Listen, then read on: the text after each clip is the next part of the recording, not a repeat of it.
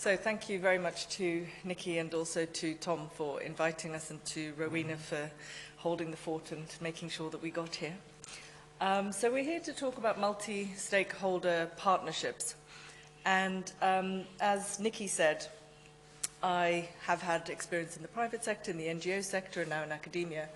And one of the reasons I got into academia was actually because I got to a problem that I couldn't solve on Oxfam's time. And so I came and did a PhD. And then I was doing my research, and I was looking at all of these academic theories about what it was that I was studying, and I still couldn't answer my question. So what Jordan and I have been doing is actually developing a new theorization of multi-stakeholderism and multi-stakeholder partnerships, and we're going to be sharing that with you today. So multi-stakeholder partnerships, fundamentally, are supposed to be and do great things, as this quote from the Sustainable Development Goals shows. And this assumption that multi-stakeholder partnerships will do and be great things can also be reflected in some of the academic literature, which tends to reflect these claims and assumptions in the policy literature. And there are other parts of the academic literature that actually argue that partnerships do nothing but the opposite. And in terms of theory, many researchers theorize partnerships as either responses to these macro-level pressures of globalization, of failure of conventional international organizations, failure of the market to provide the global public goods that are increasingly important and affecting all of our lives. So we have this macro perspective on multi-stakeholder partnerships, and then you also have another way of looking at partnerships which is more micro-focused. And that basically takes a view of partnership from, and basically theorizing partnerships in terms of one type of partner. So you'll have people who write about partnerships from the perspective of international organizations, or from the perspective of corporate capture, or from the perspective of NGOs. So basically there's this macro perspective, there's a micro perspective, and today what we're arguing for is the importance of a meso-level theorization of partnerships in order to theorize the ways in which the relationships or networks between partners matter to partnership functioning, partnership outcomes, and also the behavior of partners inside these very partnerships.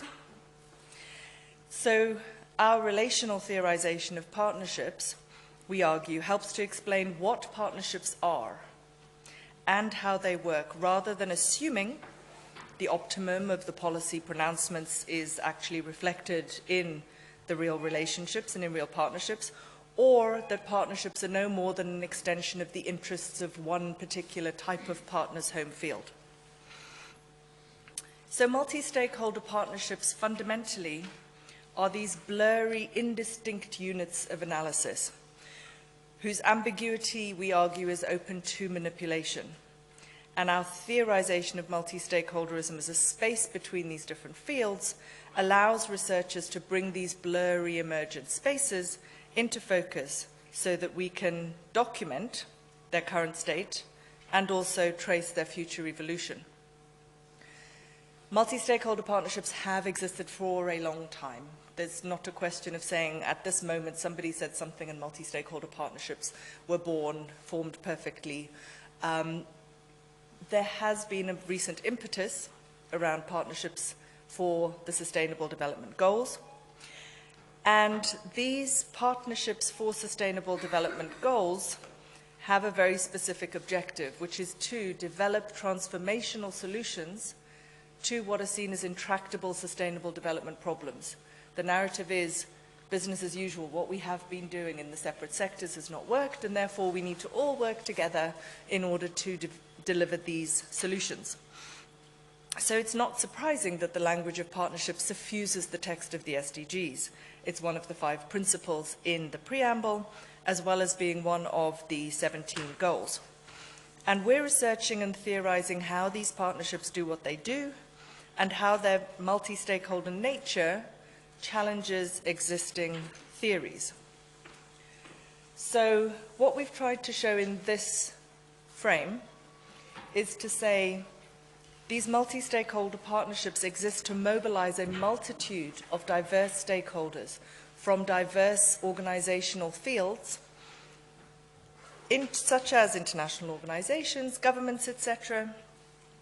They mobilize these diverse actors to solve a particular intractable, wicked problems that humanity faces.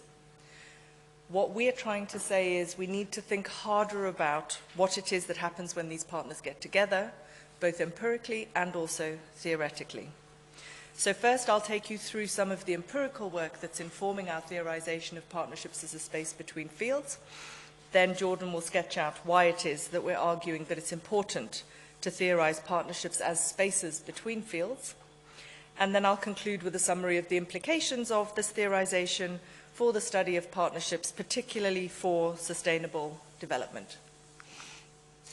As we go through the presentation, we'll draw on examples from my empirical research program that examines 10 global financing partnerships in climate and energy, education, health, and nutrition. So, policy discussions and research tend to frame partnerships as public-private partnerships. Talking about public-private partnerships draws the eye, it draws our attention into this as the defining divide. It's about public plus private, and that is where the interesting and important things happen. So, arguably, this is trying to say this is the specific thing that different partners may bring to the table. However, they may bring much more. So here I adapted a model that's used in diversity research to this research program on partnerships for the SDGs. So you can see there are many, many different aspects, and public and private is one part of that, but there are many different aspects to multi-stakeholder partnerships and the partners that are mobilized into them than just public and private. And specifically because this research is focusing on global financing partnerships, the outer circle, which is the relevant context, is about are they a donor or a non-donor, simply because that is what's relevant to these partnerships that we're studying.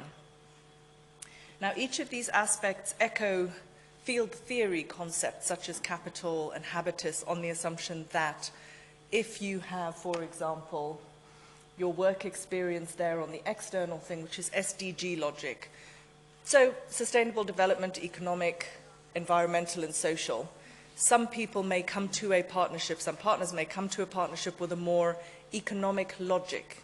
If they have been educated in a business school, say, and they have worked in a development bank, they may come to a partnership with an economic logic, whereas someone who's the Minister of Health for Zimbabwe, say, my country, might come with more of a logic of health, a social logic. So that's one of the examples. So someone who is coming into a partnership will bring many different types of resources, many different types of capital, and they will then draw on that when they are actually in the partnership working and partnering. And we collected data on these 11 aspects of what partners may bring into the partnership, and we'll go through some of that now. So, central to this idea of multi-stakeholder partnerships is that actors, in these case partners, are embedded in a web of relationships. So the question then is, what does that web of relationships look like in these global financing partnerships? Which of those categories might make a difference to the structure of the social space of partnership? And here we go. Right, the space between. What is the space between what? So here you've got an example where in these global financing partnerships, you can say that 50%, just over 50%, of the partners who sit on the executive boards of these 10 financing partnerships come from Europe and North America. And we can look at that and we can say we have a numerical value here. 50% is quite a lot, because that doesn't represent 50% of the human population, it doesn't represent 50% of the 190 odd states that exist in the world, but they have 50% of representation in terms of the nationalities of people who sit on these global financing partnership boards. We would argue here that what network analysis adds to those numbers is actually to say, yes, this is a very densely connected map because all of these people sit on these global financing boards. What the network analysis helps us to do is say there is a centrality and peripherality question going on, and this is the web of relationships in which these individuals are embedded. It is one way, we argue, of bringing this blurriness of the multi-stakeholder space into focus. And it's one of the better ways that we found to be able to do that. It's very difficult to research something that feels like as soon as you grab hold of one part of it, it feels like it's escaping in a different direction. This is one way that we would argue you can do that. Here is another one, for example, with the Green Climate Fund. And so here you've got ND means non-donor, D is donor, and then you've got econ and issue. So here, this is the social structuring of space where we say we've got certain clusters in this particular financing partnership. And in addition to the clusters, we have separation between the clusters.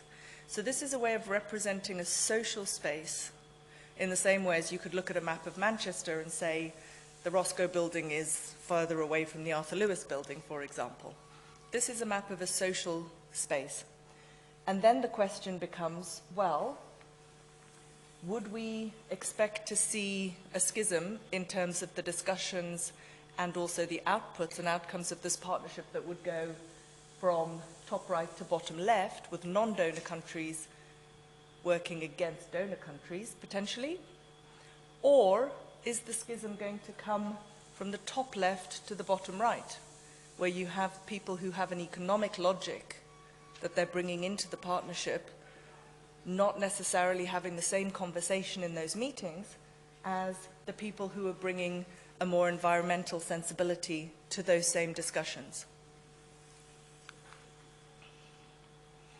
Here's another map where you've got the issues in the blue rectangles and the different states and international organizations who hold seats on these different financing boards. And what this is showing is that the World Bank, the USA, and the UK, nationals from, citizens of the World Bank, of no, this is not nationals. This is actually people who are representing these organizations. So representatives of the UK government, DFID, for example, USA, and the World Bank are the only organizations that hold seats on the climate financing partnership boards, the health ones, the education ones, and the nutrition ones.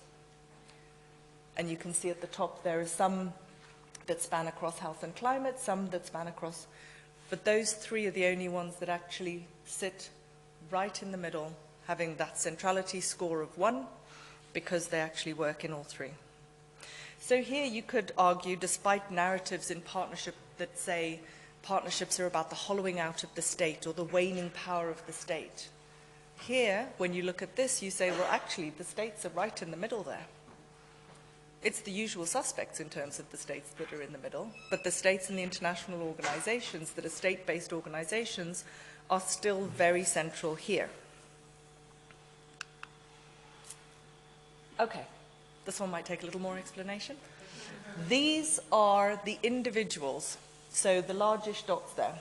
These are individual human beings who have a name, but we've anonymized them, obviously, who sit on more than one financing partnership. You will notice that there are dark blue, light blue, and orange dots, but no green ones. There are no civil society individual representatives who sit on more than one partnership, global financing partnership board. These are empirical questions. It may well be that you look at a different universe of partnerships and you find lots. In these particular cases, there are none. And you can see that the two nutrition partnerships and the education partnership are what we call isolates, because there are no individuals who sit on their boards who sit on other boards. Although until 2017, there was a shared board member between the Global Partnership for Education and one of the health partnerships. On the left, you see there are connections between health partnerships, and on the right, between climate change partnerships. And there is only one individual who spans across health and climate change. And there is only one individual on the left there from the Senegal Ministry of Health who does not come from a high-income country. Why does this matter? It can basically say to us the space of partnerships, the space of these global financing partnerships is being structured in such a way that might shape things that are happening inside the partnership. It will shape the relationships between them. We can see these are the relationships between them. So you can see how the relationships are structuring the space. And then what does that mean in terms of actually then achieving these sustainable development goals? What are the decisions that are being made to finance X or Y inside those partnerships? Are these individuals developing a habitus or a practice of partnership that will support the SDGs, that is transcending what it is the demands are that they're bringing to this multi-stakeholder space from their home fields? An example from the UK, simply because we're in the UK. So DFID's priorities are the bottom billion, which makes perfect sense when you're talking about education or health. Does it make complete sense if you're talking about climate change emissions mitigation to say that you're only going to fund the very low-income countries? Is there a question there about effectiveness, that middle-income countries actually might need more help to reduce their emissions in order to actually make more of a difference to the emissions, the very emissions that are affecting low-income countries very heavily? High-income countries need to find the money to do that on their own. If we're talking about financing for climate change, where is it that kind of an instrumental question? Or is it about saying, well, our focus is on this, and therefore we need to do this? So what these analyses are trying to do is to bring this blurry, emergent space of multi-stakeholderism into better focus, in order that their current state can be documented and their future evolution traced. We don't yet know what's happening in these partnerships. It's an empirical question. What we are theorizing is that the way the space between fields, the way the partnership space is structured, depends on these relationships, the web of relationships into which these partners are embedded. And that makes a difference to the governance objects. What do I mean when I say governance objects? I said we're looking at climate change and energy, education, health, and nutrition. So some examples here. I'm sure you all know Kate Raworth's work. 10 years ago, when people said sustainable development, we had ideas about Venn diagrams and overlapping economics, environment, and social aspects of sustainable development. That's one way of thinking about it. There are many others, the pillars of sustainable development. And Kate Raworth brought out the donut concept, which is basically saying, we have an environmental ceiling we should not go over. We have a social foundation that we should not go under. And her argument is that economics, rather than being a separate function or domain, is actually totally dependent and should be functioning in such a way as to make sure that we as humanity are not going over that environmental ceiling, nor are we going underneath that social foundation. So she's reconceptualized what sustainable development could possibly mean. So one of the things that we're arguing is actually to say we need to pay attention to how the objects of global governance are constructed in these multi-stakeholder spaces. Do we find this conceptualization of sustainable development, or do we find more of a trade-offs? Well, you know, we really need to have economic growth as the most important thing, and it would be nice to have, you know, some climate change stuff going on and some social stuff going on. How is that actually constructed in the partnerships that we're looking at? And here, for example, I said on those concentric circles, one of the things was sustainable development logic. So we coded the board members against the different SDGs. So we found out what their education was, what their professional background was, and we coded them against the different SDGs. And the brown and the blue are SDG 8 and SDG 17, so arguably more economic logics. And you can see there, in terms of the share, somewhere between 20 and 50% of the Global Financing Partnership board members come to the partnerships with an economic logic, rather than a specific issue logic. Excuse me, I have a cold. So, and that arguably will make a difference to how the governance objects are constructed. So here we're looking at funding decisions in these global financing partnerships just in the last 2 years. And here Gavi, for example, the Vaccine Alliance, working towards SDG 3, which is health.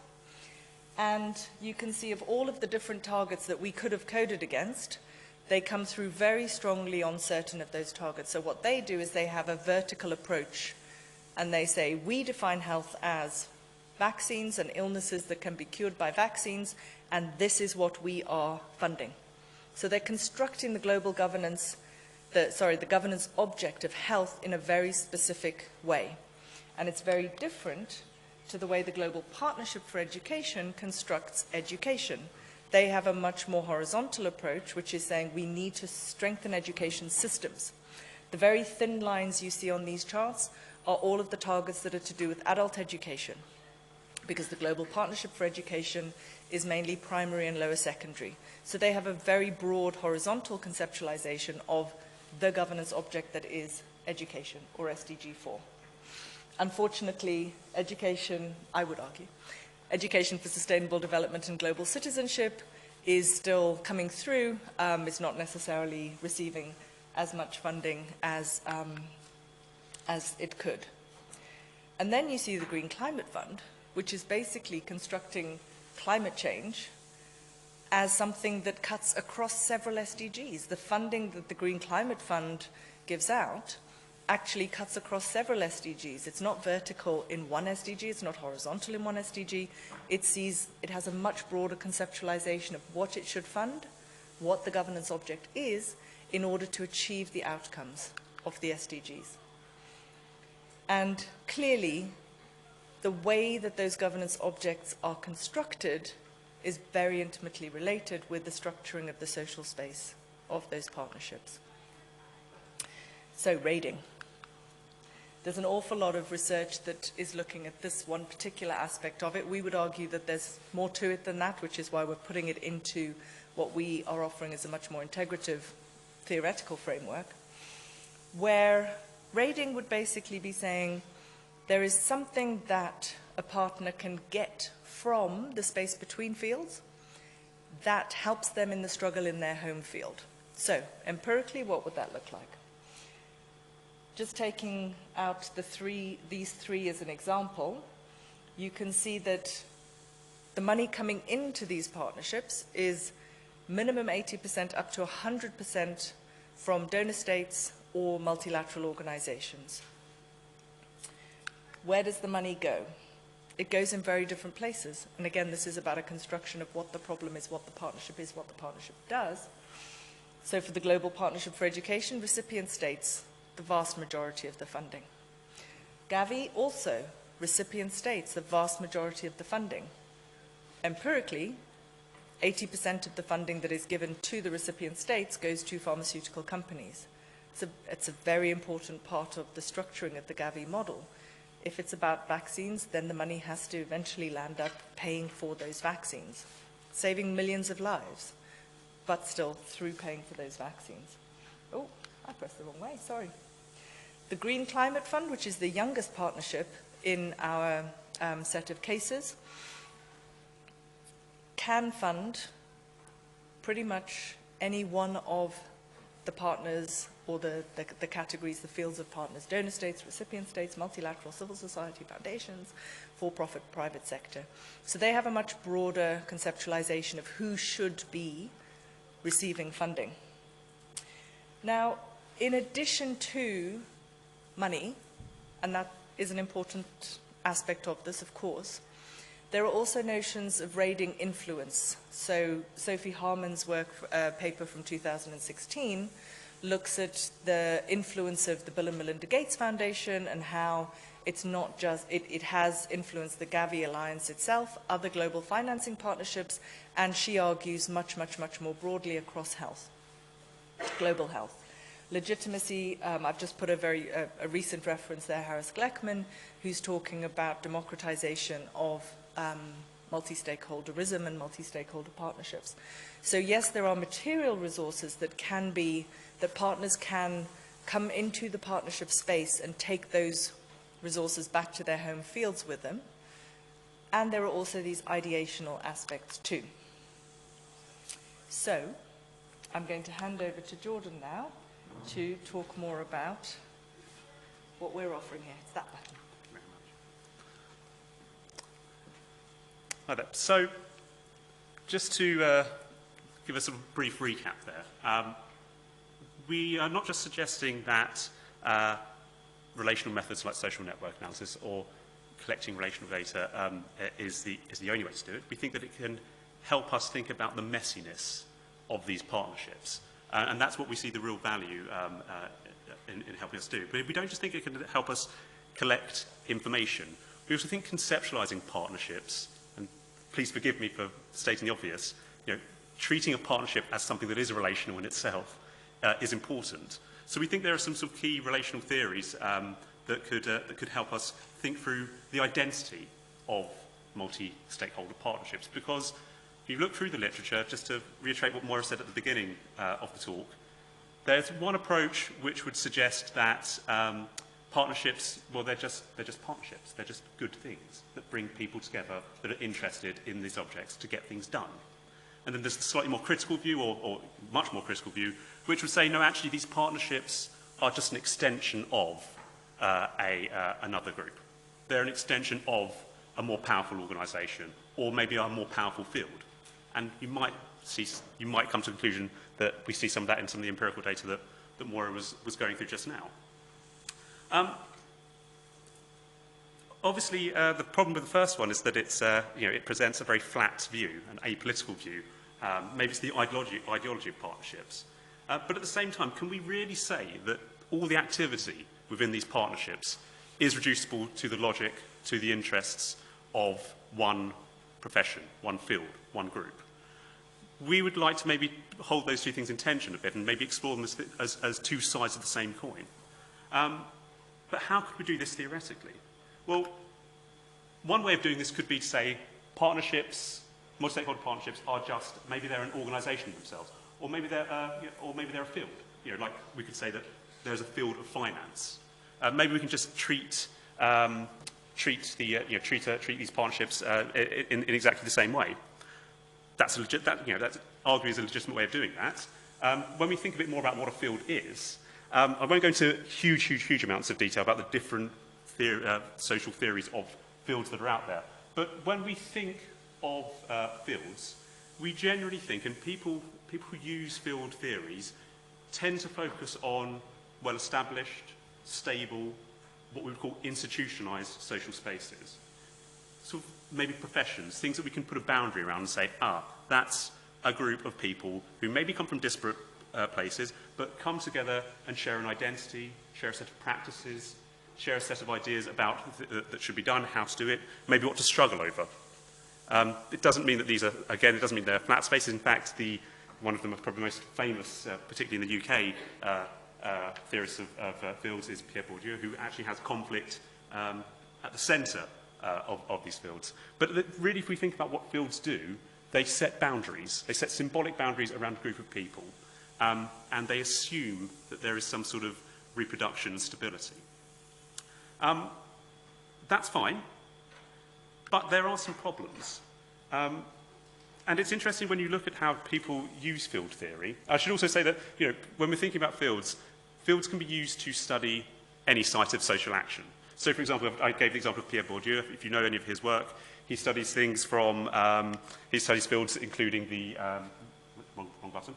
He studies fields ranging from the French cultural field, field of cultural production, looking at sort of elite power. He also studies the field of academia, but people have used field analysis to study a multitude of sites. So, you know, other examples, quite recently I've been reading a field analysis of catwalk models, or a field analysis of stand-up comedians in the UK. It can be applied, it doesn't have to be a highbrow thing like academia, it can be, it can be anything.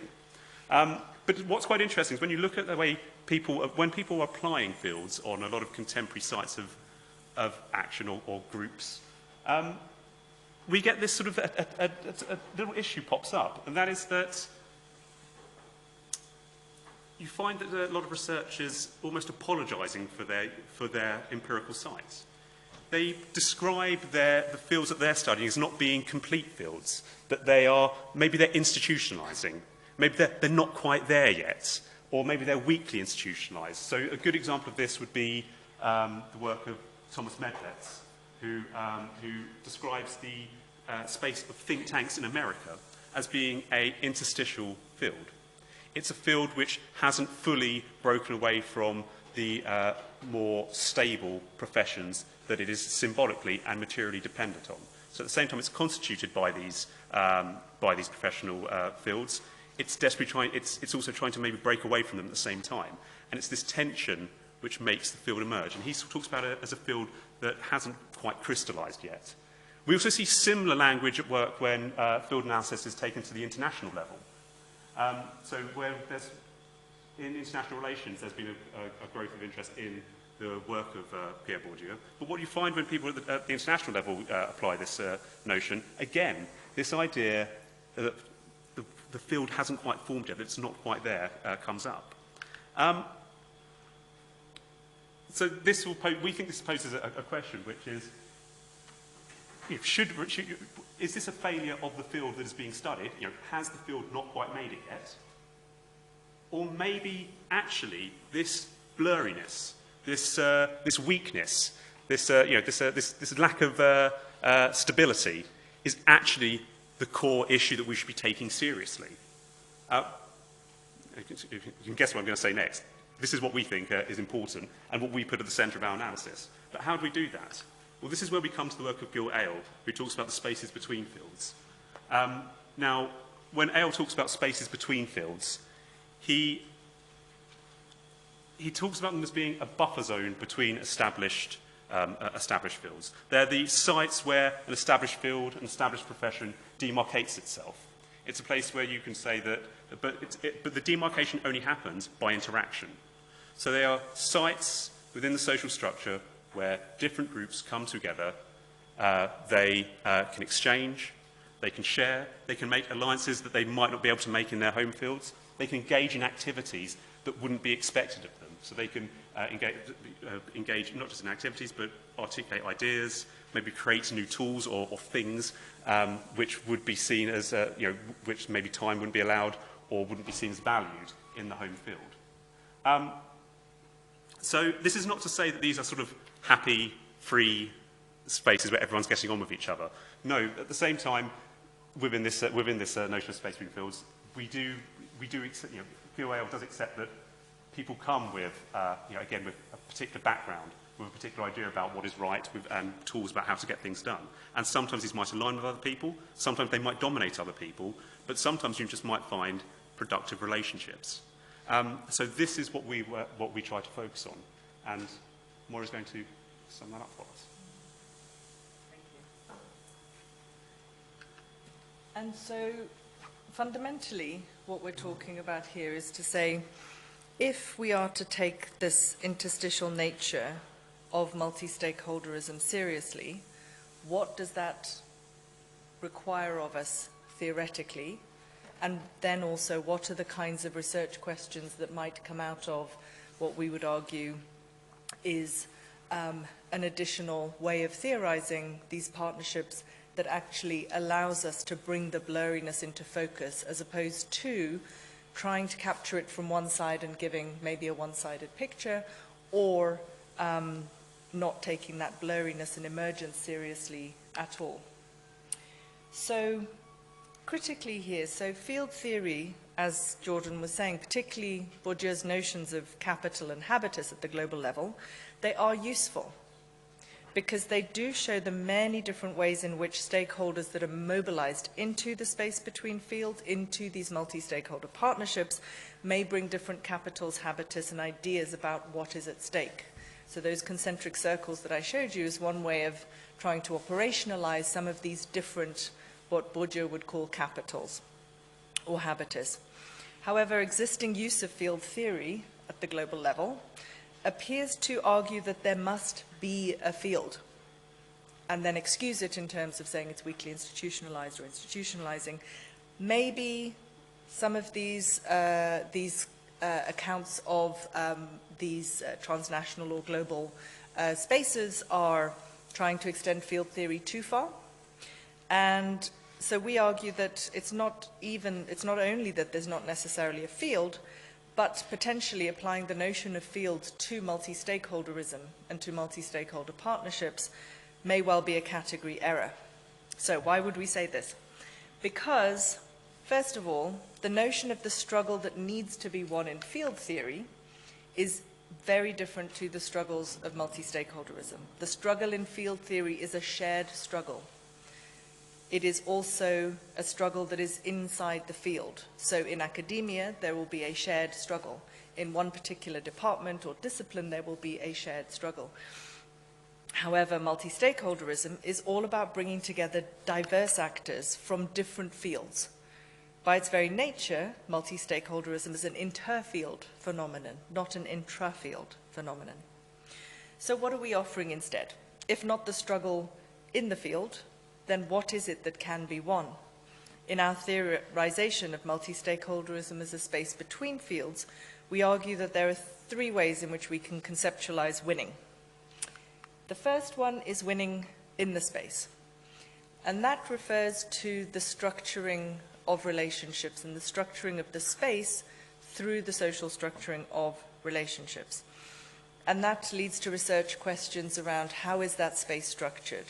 Which partners are more or less privileged, and which partners are themselves better positioned to structure or restructure the space between fields. So the policy assumption around partnerships is that you basically have egalitarian relationships. So in network terms, you've got structurally equivalent partnerships. Everyone is equally related to everyone else. However, in this paper that I published in 2016, it shows that in interview, the way that partners would characterize their relationships would give you a very different network map than the ideal. And what you have very clearly in the map on the right is the donor states and the multilateral donors in more central positions, with other partners in more peripheral positions. So there's an important network theoretical point to be made here, and that is, much as we may wish it were not so, our default is not egalitarian. There are network mechanisms, such as preferential ties, homophily, proximity. Happy to go into that in more detail in the Q&A, if anyone's particularly interested in that. But those network mechanisms maintain hierarchy. So when we come into a social space, we are much more likely to claim or seek relationships that maintain hierarchy rather than actually make that space the flat, non-hierarchical space that partnerships are held to be. So what we're arguing then, and we're offering this concept of relational work, which is the work that needs to be done in order to equalize these relationships.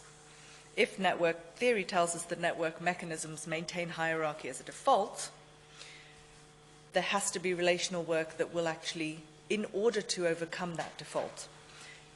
Research question here is which partners might more effectively do the relational work that is required to equalize these relations. Arguably, the more central actors, if they were to change their relations, they would actually be much more effective in terms of equalizing the field. Potentially, those might be the actors who have the most to lose.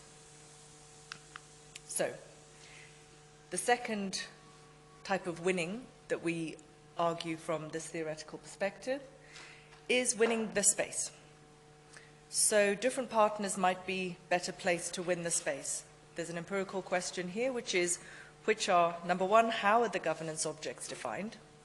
As well as if the more central or privileged actors are better placed to have their preferences built in or constructed into the construction of governance objects, is that what is actually happening?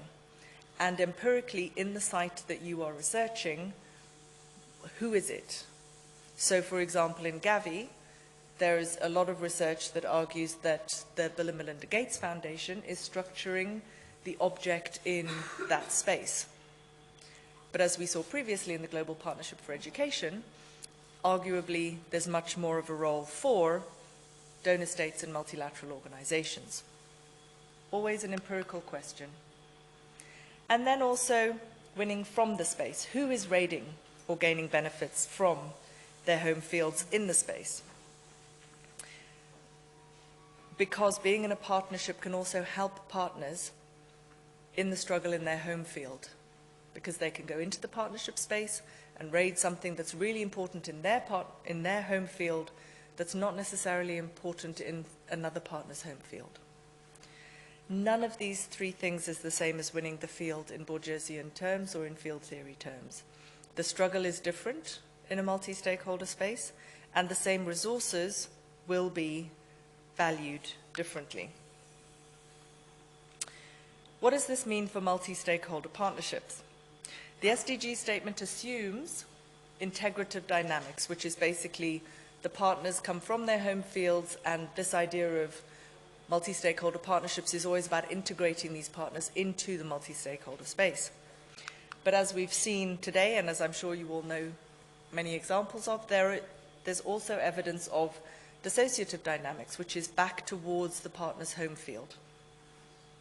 So how can we hold these two things together rather than simply saying that partnerships essentially optimistically integrate or pessimistically only serve one partner's home field? What does that mean for the study of partnerships going forward?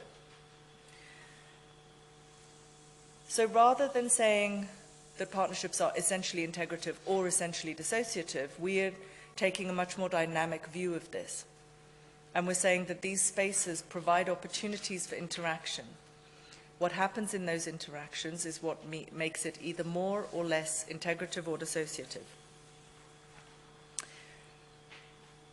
And it is not necessarily either or. They're not mutually exclusive. You could have simultaneous integrative and dissociative dynamics, and they cannot be assumed. It's absolutely critical. It's an empirical question. We can theorize it, and we can say these are the kinds of things that it would be useful to look at, but it cannot be assumed as saying this is actually what's going to happen.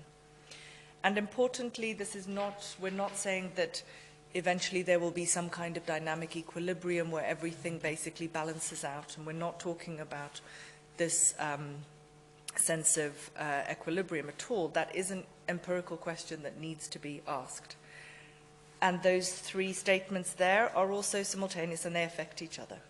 These are emergent dynamics and likely to be nonlinear, which means you also need to think quite hard about what research methods you would be using in all of these as well. So fundamentally, if we go back to the existing theorizations of partnership, what more might theorizing partnerships as a space between fields offer us?